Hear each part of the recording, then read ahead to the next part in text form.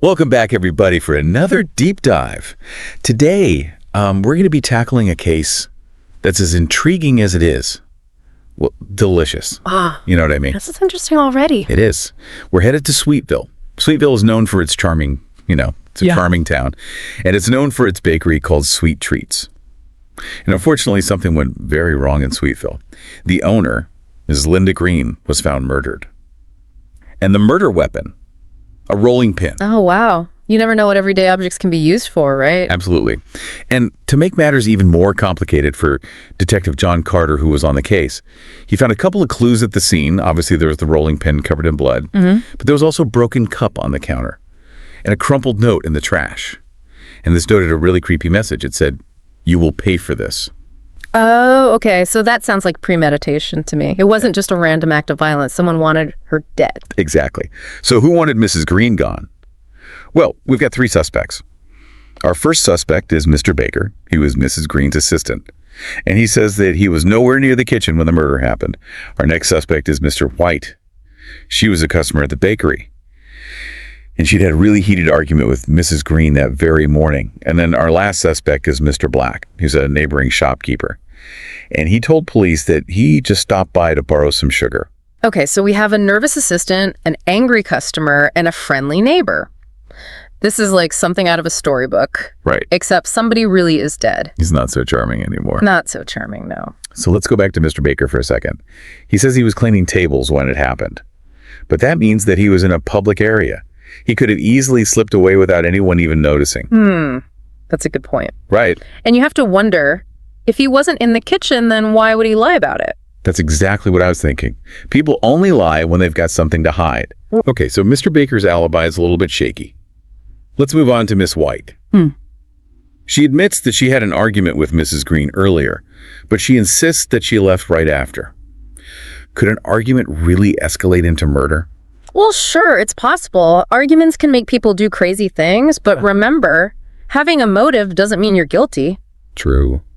There's got to be evidence to back it up, like that broken cup at the scene. Right. If it was broken during a struggle, maybe we'll find fingerprints or even DNA, which could link it back to Mrs. White. Okay, so it sounds like every detail matters in this case. That's right. What about Mr. Black? He claims he didn't even see Mrs. Green when he came by. I don't know about that. If you walked into a bakery, wouldn't you expect to see the owner? Especially if you're there to borrow something. You would think.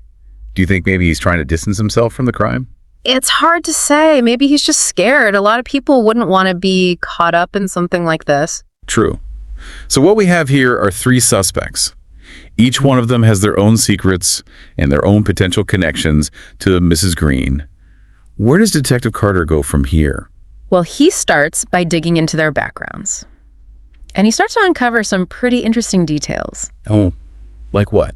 Well, for example, he discovers that Mr. Baker had an argument with Mrs. Green the day before the murder. Oh, really? Yeah. So maybe Mr. Baker isn't as innocent as he seems. Exactly. What about Ms. White? Did Detective Carter find out anything new about her? Well, she admits to breaking that cup during the argument. She was definitely there. She was, but she still says that she left right after. Now, of course, the lipstick on the cup supports her claim that she was the one who broke it, and there's nothing else linking her to the murder weapon at this time. Okay. And Mr. Black? Yeah. What about him? Well, he finally admits to hearing a commotion coming from the kitchen, but he says that he didn't think anything of it. He just thought it was something normal. Why didn't he investigate further? Right. It seems like with every new piece of information we get, it just makes this case even more complicated. It does. But that's investigations for you. It's rarely a simple path to the truth. So now we've got these three suspects. They all have conflicting statements. They all have potential motives. Yeah. How does Detective Carter figure out who's lying and who's telling the truth? Well, there's one piece of evidence that ends up being pretty revealing. Oh, what's that? That threatening note. The one that said, "You will pay for this." That's the one. Do you think one of the suspects wrote it? Well, that's what Detective Carter wanted to know. So he had the handwriting analyzed and compared it to samples from each of the suspects. Okay. And it was a match. Oh, wow. So they figured out who wrote it? Yeah. It was Mr. Baker. Mr. Baker, the assistant. That's right. But he said he was just cleaning tables. I know. So he was lying. It sure looks that way. Well, this changes everything. It does. But wait a minute. What about Miss White and that broken cup? Does that mean that she was involved too? Well, Detective Carter is trying to put together a story that fits all the evidence. So far, Mrs. White's story is pretty consistent. She had an argument, and then she left. The lipstick on the cup supports her story. And like I said, there's no other evidence that connects her to the murder weapon. So for now, it seems like maybe she's in the clear. What about Mr. Black? He's still acting suspicious. Yeah, you're right. His story about not seeing anything is pretty hard to believe. And then he admitted to hearing that commotion, but there's still no evidence that links him to the murder weapon or to that threatening note. So it sounds like all signs point to Mr. Baker. But how does Detective Carter get him to confess? What finally breaks this case wide open? Well, we're going to have to wait till part 2 to find out. Okay, so we left off with Mr. Baker as our main suspect. The handwriting on that note matches his, and he was definitely at the bakery. But you know, a good detective doesn't just jump to conclusions. Right. They look at everything, including those what-if scenarios, the ones that, keep us up at night. Oh, absolutely. It makes you wonder how things might have turned out differently if even just one little thing had changed. Exactly. Like, what if Mrs. White had stayed at the bakery a little bit longer after her argument with Mrs. Green? Oh, interesting. Right. What if she had decided to have another cup of coffee? Or maybe look at the pastries. She might have seen Mr. Baker go into the kitchen. Or maybe she would have even heard them arguing. Yeah. Maybe she could have been an eyewitness. Or what if her being there would have stopped Mr. Baker from doing anything? Right. Sometimes all it takes is another person being there to change everything. That's true. What about Mr. Black? Remember, he was just there to borrow some sugar. Right. What could he have done? Well, he did say that he heard something coming from the kitchen, but he didn't check it out. Right. They didn't want to get involved. Right. But what if he had? What if he got a little curious? Yeah.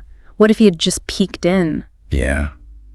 He might have seen Mr. Baker. He might have. Or maybe even seen the murder happen. It's possible. And even if he didn't stop it, just him being there might have scared Mr. Baker. But that's true. It might have stopped the whole thing. It's definitely something to think about. All of these what-ifs really make you think.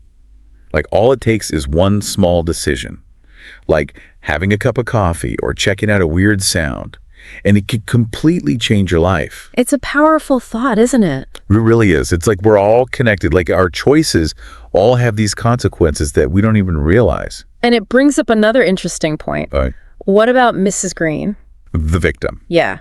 What if she had handled things differently with Mr. Baker? Oh, you mean like his mistakes? Right. Or if she had talked to him about his resentment? So we're kind of shifting focus now. Yeah. From the bystanders to the victim. Yeah. We have to look at everyone involved, Right. including the victim, Correct. to really understand what happened. Right. And I want to be clear. This isn't about blaming Mrs. Green for what happened. Mr. Baker made his own choices. Of course. He's the one who committed the crime. Yeah. But what I'm trying to say is that people are complicated. Yeah. We all have our own histories, Yeah. our own personalities, our own choices. And all of that plays a role in what happens to us. Okay. So I'm just wondering if any of those things might have added to the tension that ultimately led to the murder. Okay, so it's less about who's to blame and more about trying to understand what was really going on. Exactly. Yeah. We have to look at all the little things, all the actions and reactions. Wow, this is really deep. It is. But it's so interesting to think about how different this whole thing could have been if people had made different choices. And that's what makes this case so fascinating. It's not just about finding out who did it. It's about looking at all the different sides of the story. Absolutely. And it makes you realize that how we see things, it really matters. Oh, yeah. Like all three of our suspects, they saw Mrs. Green in completely different ways. That's a great point. Right. Each person had their own view of her, their own experiences. Mr. Baker saw her as someone who was holding him back. Miss White thought she was stubborn. And Mr. Black, well, he didn't really pay much attention to her at all. That's crazy, how the same person can be seen so differently by other people. Right. It makes you wonder what the truth really is. It really does. There might not be one truth. Just a bunch of different perspectives. This whole deep dive has turned into something much bigger. We started with a murder in a bakery. And now we're talking about all these different things. It's true. Choices, consequences, perspectives, even what truth really means. That's what a deep dive is all about. It's not just about finding the answers. It's about asking the right questions and looking at the whole picture. I'm honestly feeling a little overwhelmed by all this. I think we need a minute to process everything. But you know what? I have a feeling that there's still more to this case. And for that, you'll have to join us for the final part of our deep dive. Wow, so much to think about from last time. I know, right? We've gone from a murder in a bakery to talking about choices and perspectives and even what truth means. It's been quite the journey. It has. So as we wrap up our deep dive into this case, what are the biggest takeaways you want our listener to think about? Well, first off, I think it's important to remember that every action has a consequence. Right. Even the ones that happen in the heat of the moment. Like when you're angry or something. Exactly. Right. Mr. Baker's anger had a huge impact, not just on Mrs. Green and her family, but on everybody in Sweetville. It's true.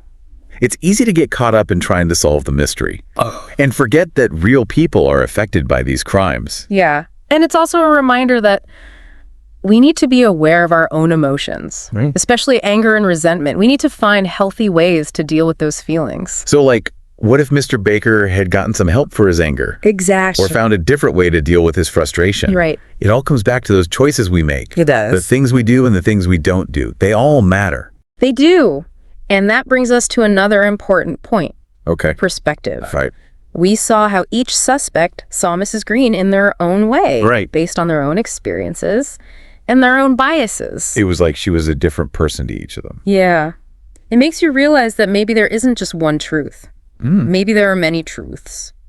That's a lot to think about. It is. So maybe instead of thinking we know everything, we should try to see things from other people's points of view. Exactly. Be more open-minded and try to understand where other people are coming from. I think that's a great takeaway. This whole case, it really shows us that things aren't always what they seem. That's the truth. There's always more to the story. Absolutely.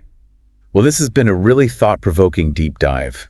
We started with a simple question: who killed Mrs. Green? And we ended up exploring all these different ideas. It's amazing where a good mystery can take you. It is. Thank you for guiding us through this case Yeah. and for sharing your insights. It was my pleasure. And to our listener, we hope you enjoyed this deep dive and that you'll keep exploring the world with an open mind. Until next time, stay curious.